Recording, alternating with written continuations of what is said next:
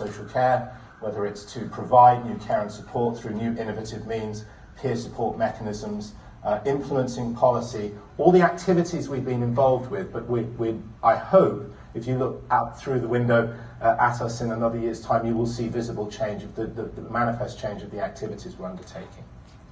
So today, for the next 20 minutes, I just wanted to focus on one particular area, and that's research. I think that's really what today's conference is about, and I hope our journey will have some resonance with you in terms of our research activities. So research is what I'm going to focus on.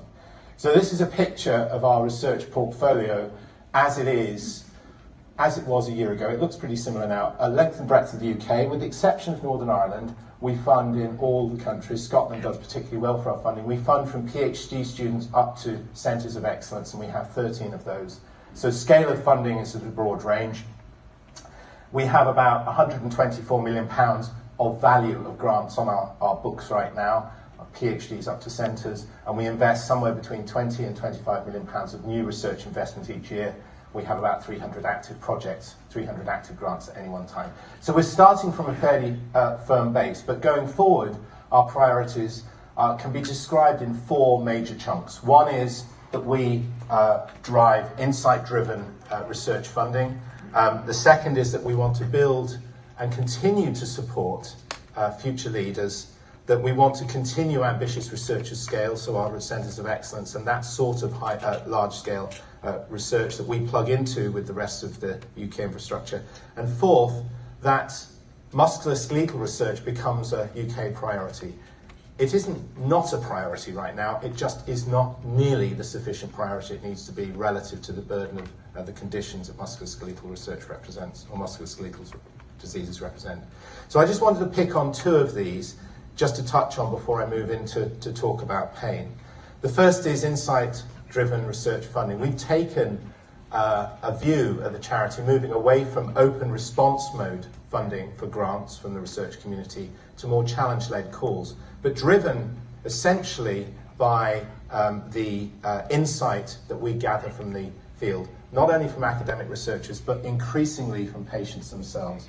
That has become a much stronger hallmark of what we do at the charity in terms of patient insight. And I've jumped along a slide, sorry about that. So the first area I wanted to speak about was how we increase the investment in UK musculoskeletal research. So the UK currently, relative to the burden of disease, arguably underspends on musculoskeletal research. This is a very simplistic representation of what I mean, but the orange bar at the bottom would represent our funding, and then the grey bar would represent UK funding in total. Now it's not quite that proportion, but it's just to illustrate the point I mean. And what we need to do is not so much necessarily always increase our expenditure, but it's what we do with that expenditure that counts, and how we can drive up investment in the UK.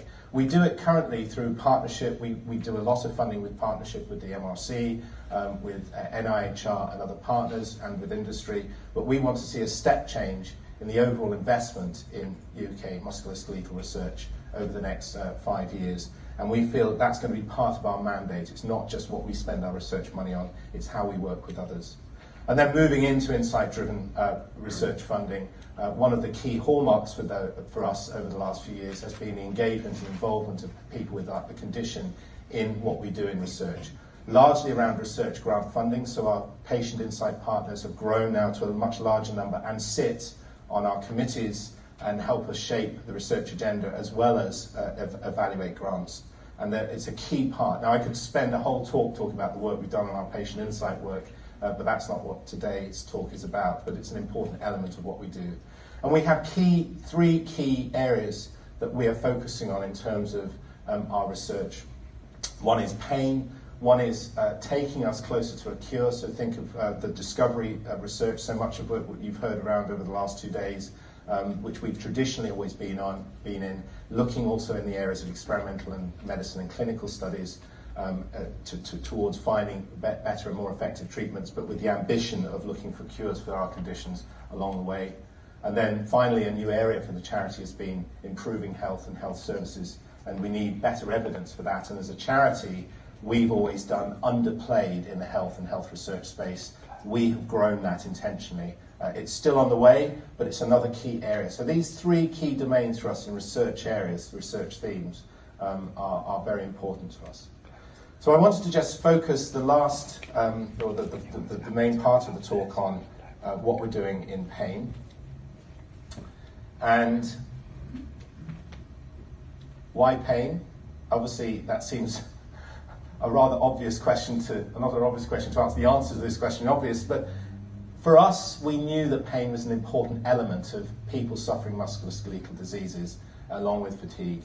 But we knew from when we started to delve deeper into our social market research and started to ask our patients in depth what really they wanted us to look at, it was pain. And the term "pain colours everything" came out very, very strongly throughout that insight gathering.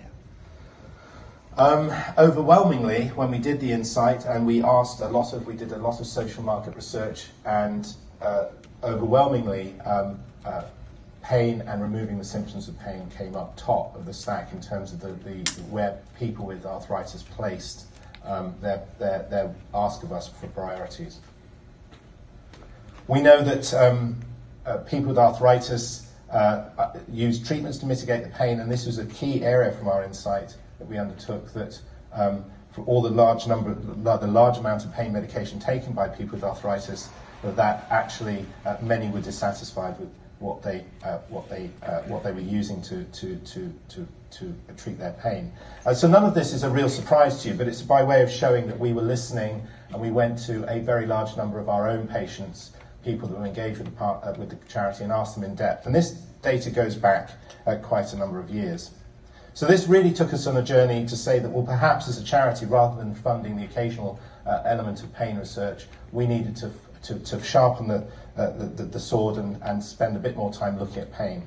We knew that pain, between a third and a half of the UK have had the experience of living with chronic pain, that moderate to severe chronic pain affects between 10 and 14% of the population, and 4 of the leading causes of disability of pain of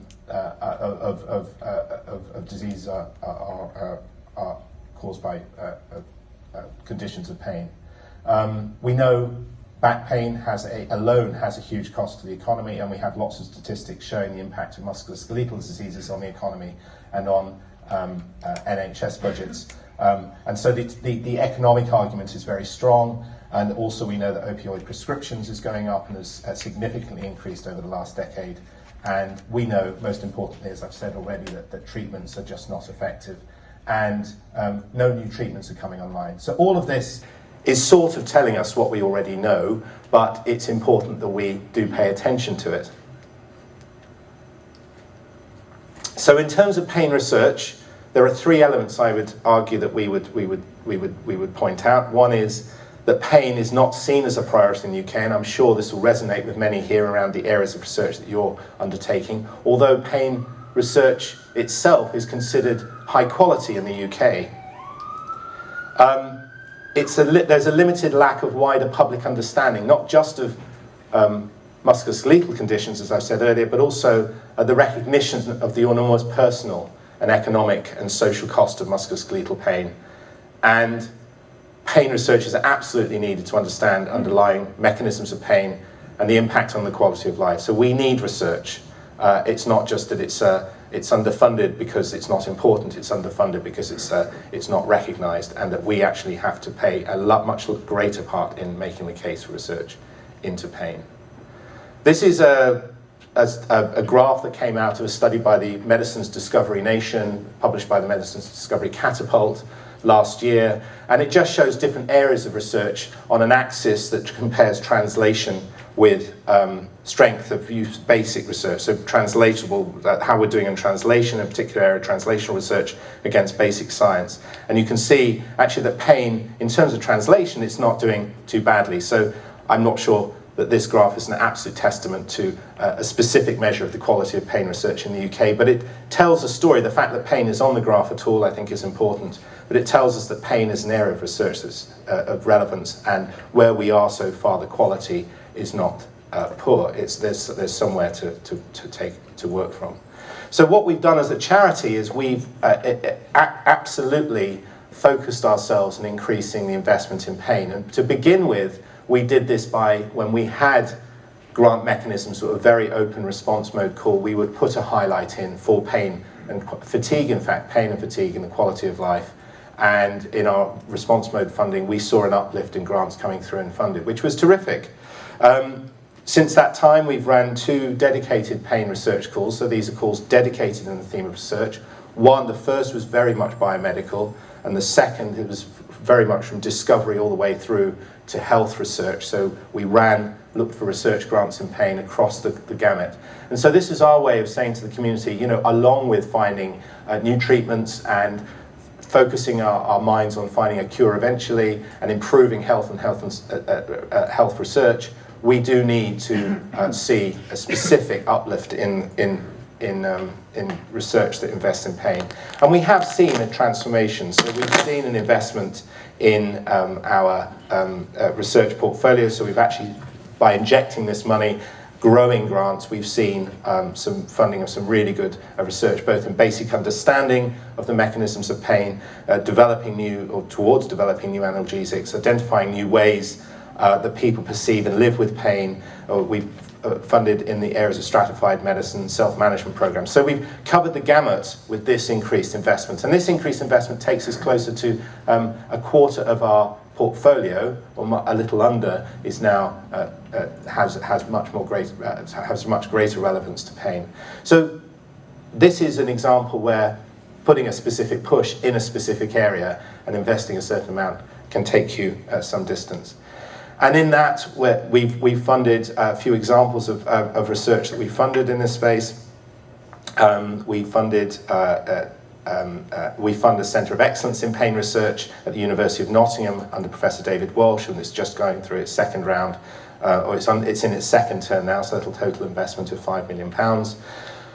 We funded project grants and programme grants, for example, this study looking at TRPC5 as a nerve protein that might protect against the onset of osteoarthritis. We've looked at predicting risk. This is Fiona Watt at Oxford, looking at predicting risk in NEOA and pain in osteoarthritis following knee joint injury.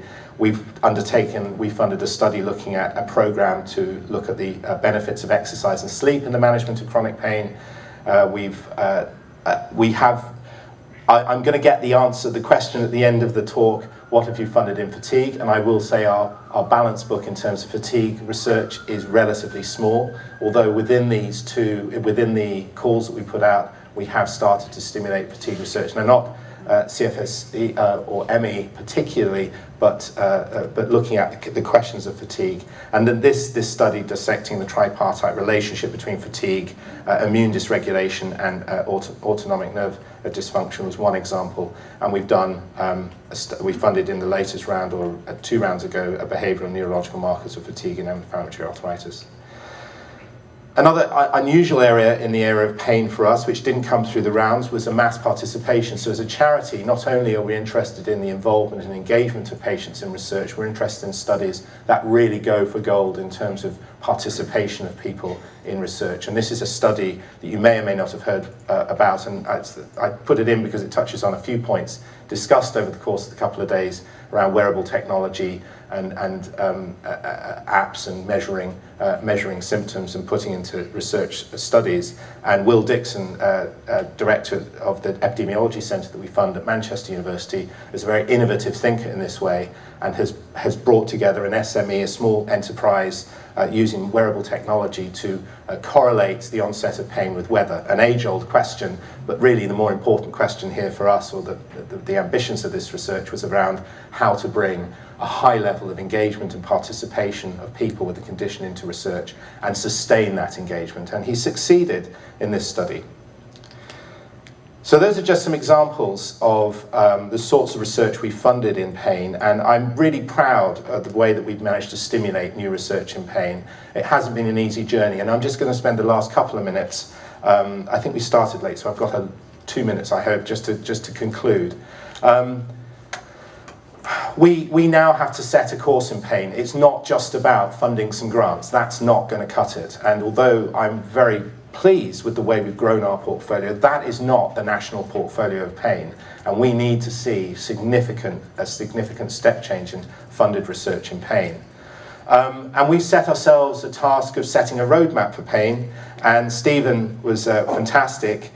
He's brilliant in all of these things, as you know, and he chaired a group of experts in pain who took us through a whole journey of the last 2 years with workshops, engaging people with arthritis in the questions through workshops, and ultimately took us, so I unfortunately don't have copies of the roadmap with us, for a new research roadmap for pain. That's setting out our stall in terms of what we want to do about a national effort in pain research in the UK. And we hope that we can use the 14 challenges that the roadmap sets out, published this year, and I'm sorry this is a little small to read, but areas such as new models of pain, comorbidities, early life experiences, big data, small data in fact, technologies.